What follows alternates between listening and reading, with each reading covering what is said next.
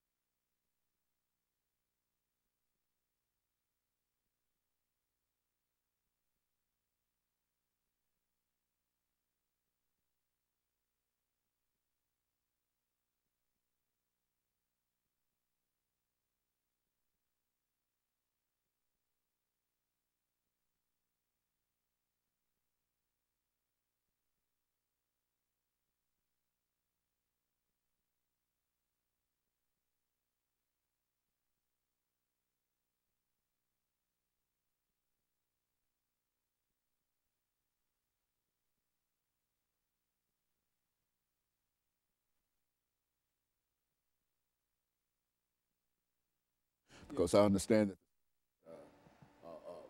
all-night session, not quite recently, did.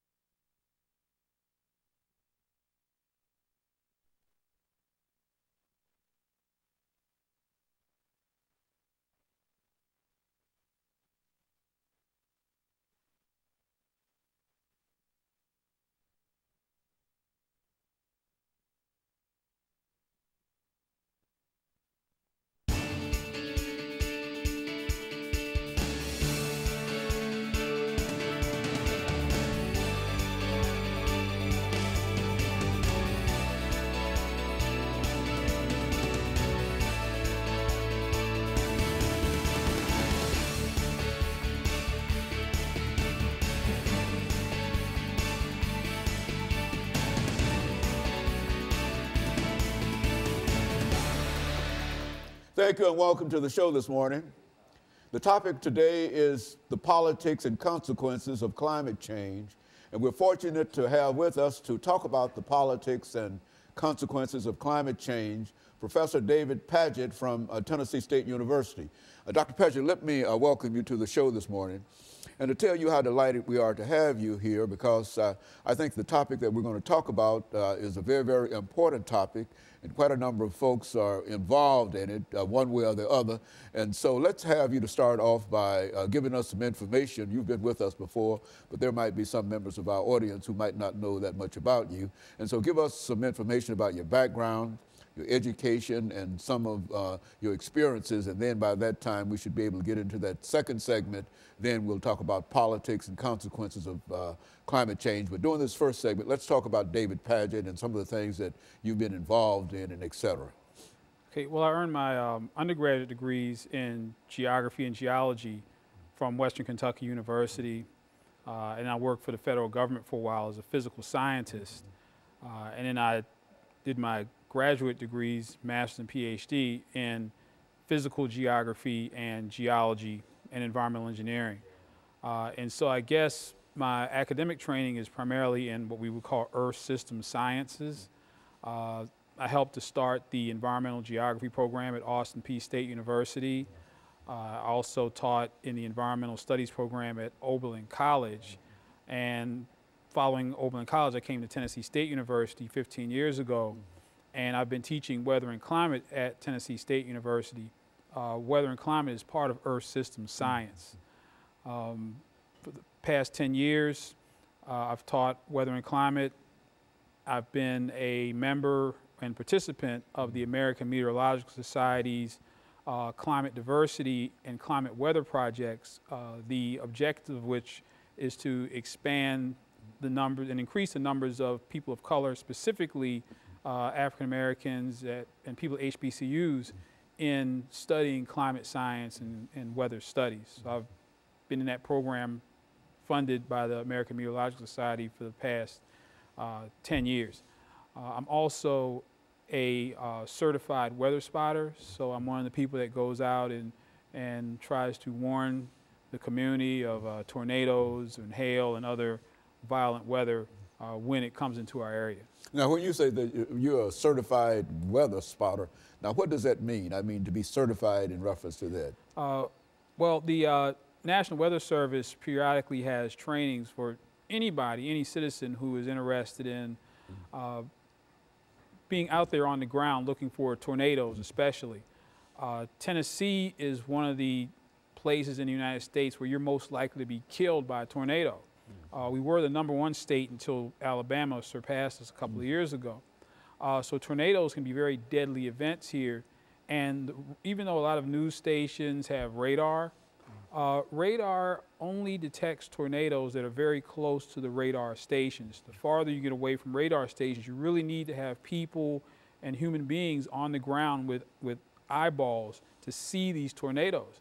So even with all this technology that we have, we still need humans, such as myself, to spot the tornadoes and report in to the weather stations, hey, you know, there's a tornado on the ground in Dixon County, or there's a tornado on the ground here, that may or may not even show up on radar.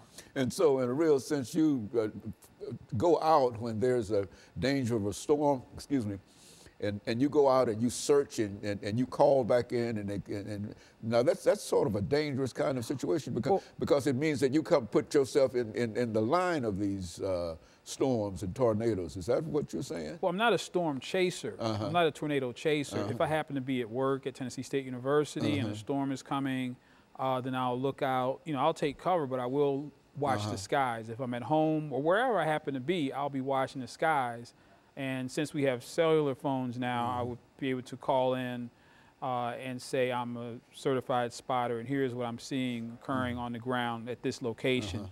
And then that way, the warning would go out that not only do we see a possible tornado using the radar, but there's someone who sees the actual tornado on the ground. And by being a certified spotter, it means that gives you more credibility when you call and say and announce that you are what, a certified spotter. Oh yes, I've been through training. Not just anybody can call in. It has to be someone who's been through the training. Training with the experience and et cetera, know what they're talking about. Exactly. And that when the people on the other end receive it, that has great credibility being certified. Other than if I were to call and say it looks like we might have a tornado over here, I'm not certified. They probably wouldn't pay. Yeah, you wouldn't have that.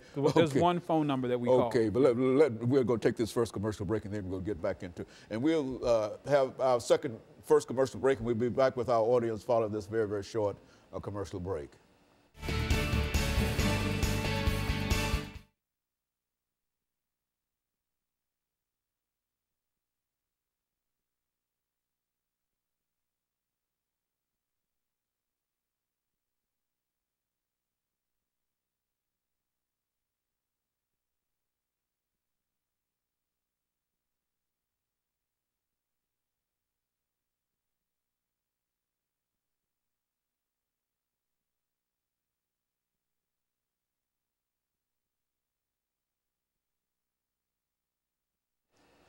Thank you and welcome back to the second segment of the show for today. We're talking to Professor David Padgett from Tennessee State University, and the topic is the politics and consequences of climate change. Dr. Padgett, before we had our first commercial break, we promised that we'd give you an opportunity to talk about what we consider to be the politics and consequences of climate change. And I think the reason we decided to entitle this The Politics and Consequences of Climate Change is because quite recently there was an all-night session in the United States Senate dealing with this issue of climate change, and we therefore felt that it was time to again have you in to talk to our audience again about what it means, what climate change is, and what the politics of it, and some of the consequences of the climate change. And so from that perspective, let's do it that way. Okay, well, first I'll start off defining some terms. First, some people use the terms weather and climate interchangeably. Weather refers to the atmospheric conditions in a very localized place, such as Nashville, but climate is over a much wider area and usually over a much longer period of time. So when we talk about climate, we're not talking about atmospheric conditions right here, right now. We're talking about what have the atmospheric conditions been over the past 100 years or 1,000 years or even 10,000 years. The next couple of terms I want to define are climate change and then global warming. Global warming is the more controversial of the two, because that means that apparently the Earth's average atmospheric temperatures are warming, which they absolutely are. But when you start to say global warming, people start to get, oh, it's, you know, that's a little scary for some people. So oftentimes people use the term climate change because the climate is constantly changing. The Earth has been through several ice ages, so the Earth's temperature has gotten warmer, and it's gotten cooler, and then warmed up, and then the ice melted, and so on and so forth. Now, what's controversial about climate change and/or global warming is the cause of it. Now, there is no debate over whether or not the Earth's average temperature has been warming. If you look at all the evidence, if you look at the past couple of decades, we've had the warmest decades, warmest months we've ever had in recorded history. So the debate is not over whether the climate is getting warmer or not. We definitely know that. The question is it human caused or is it natural? Now, if it's human caused, that means that we humans are releasing greenhouse gases such as carbon dioxide into the atmosphere. What carbon dioxide does is it absorbs long-wave radiation, and it's that long-wave radiation that warms the Earth's atmosphere. So in theory, the more carbon dioxide there is in the atmosphere, the warmer the atmosphere is going to become. We humans put carbon dioxide in the atmosphere through burning fossil fuels. We drive our cars, we burn coal. About half of our electricity is produced by burning coal. So we engage in a lot of activities that pump carbon dioxide in the atmosphere.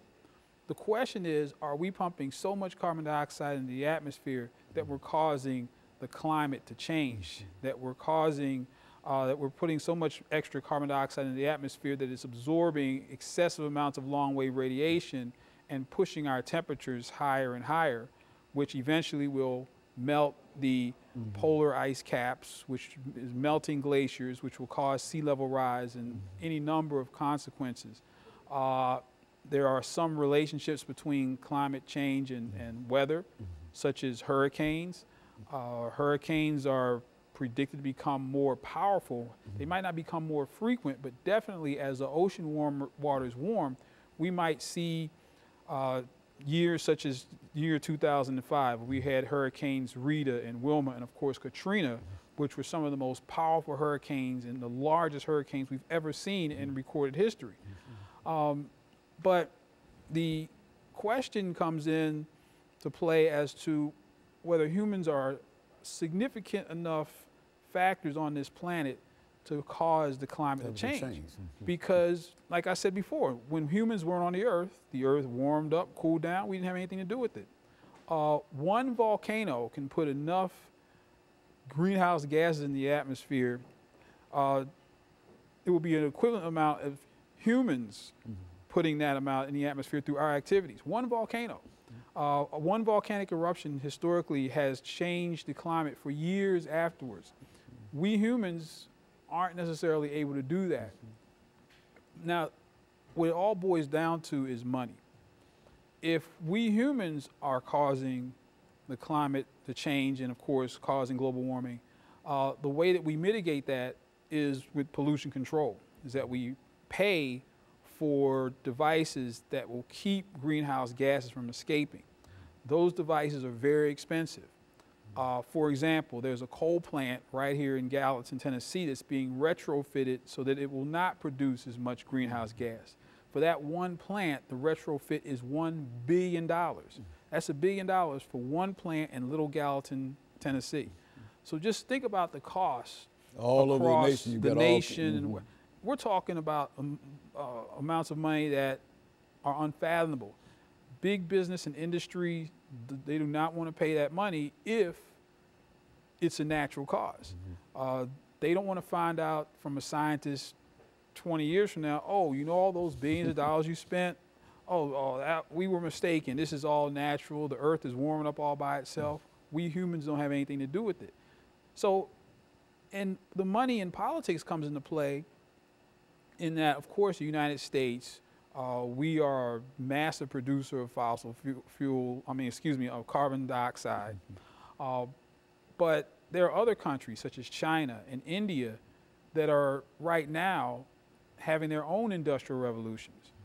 They're starting to get more involved in manufacturing, less involved in agriculture, and they're starting to pump tons and tons and tons of greenhouse gases into the atmosphere.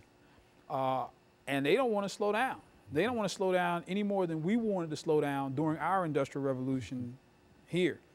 And so they're less apt on the global scale to be involved in anything that's going to sound like pollution control, because pollution control costs money, pollution control cuts into profits. And so the United States is sort of caught in the middle, because certainly we like to see these normally lower income countries develop, and we like their products. I mean, we get lots and lots of products from China. We are very much involved in business in India, but at the same time, that progress is causing pollution.